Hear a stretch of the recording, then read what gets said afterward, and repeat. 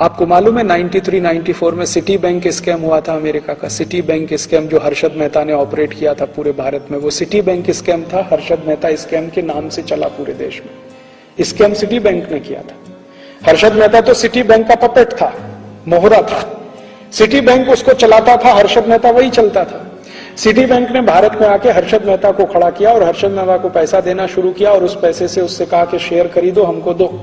तो हर्षद मेहता अपने नाम से शेयर खरीदता था, सिटी बैंक को ट्रांसफर करता था, पैसा सिटी बैंक देता था। तो सिटी बैंक में खेल क्या खेला कि भारत की कुछ कंपनियों को उठाना है, कुछ को गिराना है। जिन कंपनियों के शेयर सिटी बैंक के पास है उनको उठाना है, जिनके नहीं है उनको गिराना है।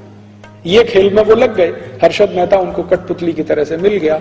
उसने खेल खेला और उस खेल में हिंदुस्तान का हजारों करोड़ रुपए, कम से कम 76,000 करोड़ रुपए डूब गया इस देश में। और जब ये सारा घोटाला खुला और घोटाले पर इंक्वायरी हुई, इंक्वायरी भारत सरकार की संसदीय समिति ने की। संसदीय समिति ने कहा कि हर्षद मेहता घोटाले का जिम्मेदार नहीं है, सिटी बैंक जिम्मेदार है। तो भारत के एक्स फाइनेंस मिनिस्टर और वर्तमान prime minister doctor Manmohan Singh ने कहा कि हमें मालूम है सिटी बैंक जिम्मेदार है, लेकिन हम उसके खिलाफ कार्रवाई नहीं कर सकते क्योंकि अमेरिका से हमें इन्वेस्टमेंट चाहिए। और मनमोहन सिंह ऐसे फाइनेंस मिनिस्टर और आज भारत के प्राइम मिनिस्टर के रूप में भी सिटी बैंक के खिलाफ कुछ करने की स्थिति में नहीं है, क्योंकि उनको इन्वेस्टमेंट चाहिए वहां से। अमेरिका नाराज हो जाएगा। और इसी अमेरिका ने भारत के स्टेट बैंक ऑफ इंडिया के खिलाफ इतनी सख्त कार्यवाही की अमेरिका में कि उनके हालत खराब हो गए, लेने के देने पड़ गए। इसी अमेरिका ने, भारत की एक स्टेट बैंक ऑफ इंडिया की एक ब्रांच अमेरिका में इन्वॉल्व हो गई थी कुछ ऐसे ट्रांजैक्शन में जिनका पता नहीं था, और अमेरिका ने डाउट किया था कि ये ट्रांजैक्शन हुए हैं टेररिस्ट को। अमेरिका में एक नियम है, एक अमाउंट से ज्यादा का पैसा निकाला जाए और जमा किया जाए तो उसका सारा इंक्वायरी करना, नहीं करेंगे तो बैंक जिम्मेदार है उसके लिए। तो स्टेट बैंक ऑफ इंडिया ने ऐसे कुछ ट्रांजैक्शन किए थे जिनका कुछ अता पता नहीं था। उसमें अमेरिका ने इतना हैवी पेनल्टी ठोका उनके ऊपर कि एक ब्रांच का पूरा डिपॉजिट उसमें जाने की स्थिति आ गई। अमेरिका ने नहीं छोड़ा आपको, और आपने उनके सिटी बैंक ऑफ को पूरा छोड़ दिया।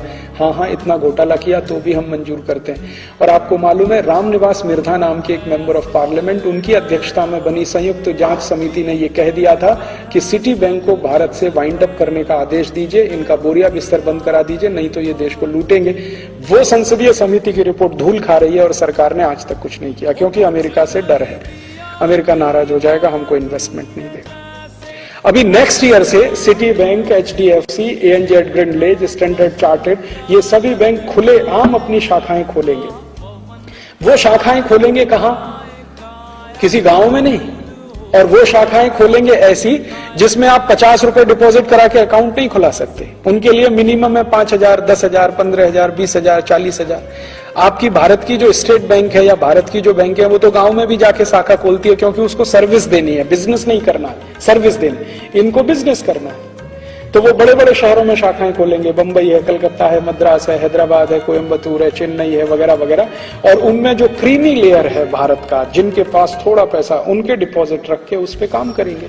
और वो डिपॉजिट को कहां इन्वेस्ट करेंगे वो आप भी नहीं रोक सकते और तय भी नहीं कर सकते।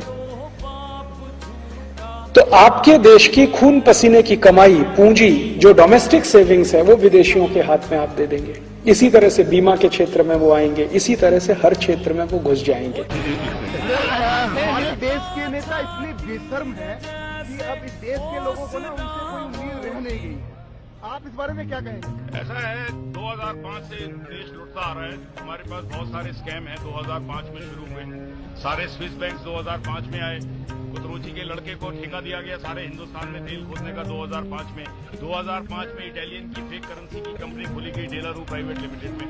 आज इस देश का दुर्भाग्य ये है कि 2009 में ये सारे मामले पब्लिक के आगे नहीं आए। लेकिन अब मैं आपको बता रहा हूँ, सरकार को पता है आखिर में इनके 6-8 महीने बचे हैं। ये जाएंगे लूट पाट के, सब लूट के यहाँ से। हो सकता है ये जो बाहर के लोग आए हुए हैं, ये सब जहाज लेके यहाँ से भाग गया, जैसे हुस्ने मुबारक भाग गया। मेरे को जो लग रहा है भाग जाएंगे, क्योंकि ये वही हुआ है हुस्ने मुबारक ने किया जो लिबिया में गद्दाफी ने किया। ये बहुत लोग ऐसे कर चुके हैं, कोई नए हिस्ट्री में नया नहीं है।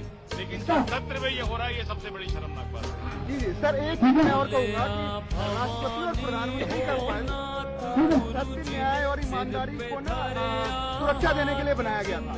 और आज इस पद के प्रति लोगों में घृणा आ गई है। घृणा इसलिए आ गई है कि मनमोहन सिंह जी को लाया ही इसीलिए गया था, उन्हें पता है चोर उचक्कों का साथ देने में नंबर कि हमें मनमोहन जी ने रोक दिया, तो मनमोहन जी हमारे प्रधानमंत्री होते हुए भी इनका कि देखो कितने बेशरम शर्मिंदगी किया है कि इनकी रैली पर रोक लगा दी। मनमोहन सिंह जी के पूरे राज खुल जाएंगे। मैंने आज बोल दिया, हर्षद मेहता स्कैम में ये भ्रष्टाचार को बढ़ावा देने में लगे हुए थे। जब हमारे इनकम टैक्स डिपार्टमेंट के पास इन्फॉर्मेशन आई कि किसी आदमी का 500 करोड़ रुपया पड़ा हुआ मुंबई के बैंक में, तब ये फाइनेंस मिनिस्टर थे, इन्होंने 27 फोन किए, 500 करोड़ रुपया जो हमने पकड़ लिया छुड़वाया इसने। आज मनमोहन सिंह मेरे सामने आए, कौन कहता है ये माता?